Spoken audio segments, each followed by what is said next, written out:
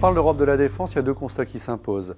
Le premier, c'est qu'en dépit de 2 millions d'hommes sous les drapeaux, il existe une réelle incapacité à mobiliser plus de 60 000 hommes en dehors des frontières de l'Union européenne, principalement dû à des retards technologiques. Le deuxième constat qui va s'imposer à nous, c'est la non-coopération qui existe entre les 28 États membres dans le domaine de l'armement. Deux exemples. Il y a plus de fabricants d'hélicoptères qu'il y a de pays européens, premier exemple. Deuxième exemple, il y a 70 programmes de drones actuellement en développement dans l'Union européenne et pour autant, on est obligé d'effectuer nos achats auprès des Israéliens ou des Américains. L'Europe de la défense, c'est un grand chantier, c'est à construire.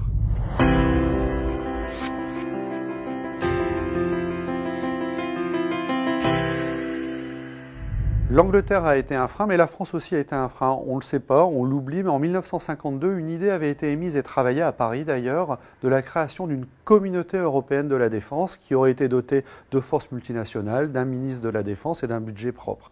C'est finalement le Parlement national français qui va refuser cette initiative et de 1954 jusqu'à 1998, il ne va plus se passer grand-chose au niveau de la défense. En 1998, Saint-Malo, décembre, rencontre entre Tony Blair et Jacques Chirac, et à nouveau, à ce moment-là, est émise l'idée de relancer une défense européenne. Cette politique européenne de sécurité et de défense n'est pas vraiment une politique, et ce n'est pas vraiment pour la défense. C'est avant tout une instance décisionnelle qui va permettre d'intervenir dans des gestions de crise qui vont exister en dehors des frontières de l'Union européenne. Alors cette politique européenne de sécurité et de défense, elle a une philosophie un petit peu particulière, parce qu'elle vise à combiner les moyens civils et les moyens militaires. Formidable est le développement de l'Union européenne en réponse à des crises qui vont exister, en déployant d'une part les moyens de l'aide au développement de la Commission européenne, d'autre part des forces militaires de manière raisonnable sur les territoires qui en ont besoin. Ce faisant, l'Union européenne envisage de pouvoir mener un ensemble de tâches et de missions que ni l'OTAN, ni les Nations unies, et a fortiori encore moins un État, ne sont capables de réaliser.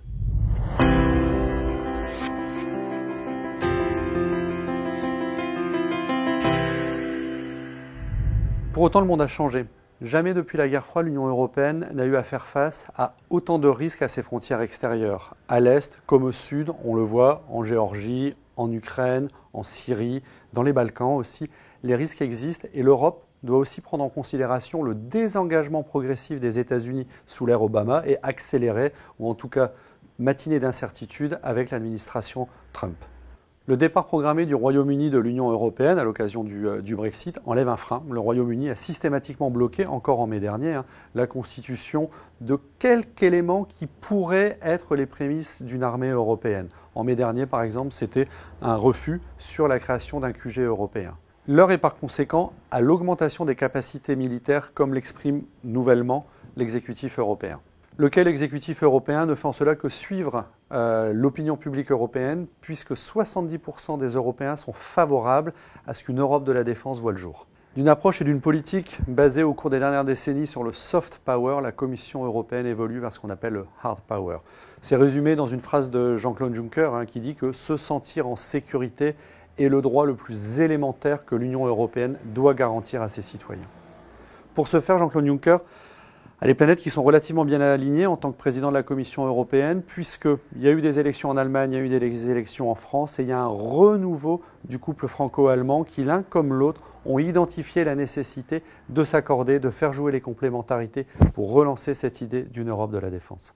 Cette complémentarité, notamment voulue par la France et par l'Allemagne, va trouver un écho dans la constitution d'un fonds européen de défense. Le fonds européen de défense, c'est 5,5 milliards d'euros qui vont être mis à disposition des États membres pour développer des partenariats stratégiques, renforcer les capacités et surtout se rééquiper.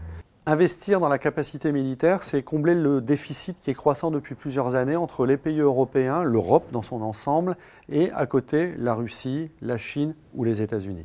On le voit, il ne s'agit pas du grand soir pour l'Europe de la défense, c'est peut-être même une révolution copernicienne comme l'a dit Pierre Moscovici. Néanmoins, c'est une évolution majeure dans la politique européenne en matière de défense. Elle va s'inscrire dans le futur. À suivre.